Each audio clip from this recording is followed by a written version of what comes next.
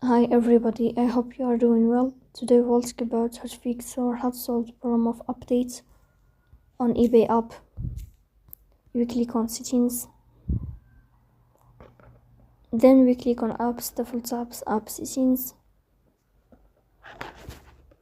On above here we'll search about eBay and we click. In this page of app info we click on first stop and we click OK. Here you will enter to storage, then we click on clear cache.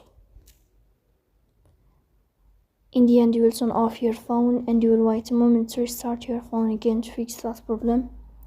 If it's not working with you, then we'll update your app on Play Store.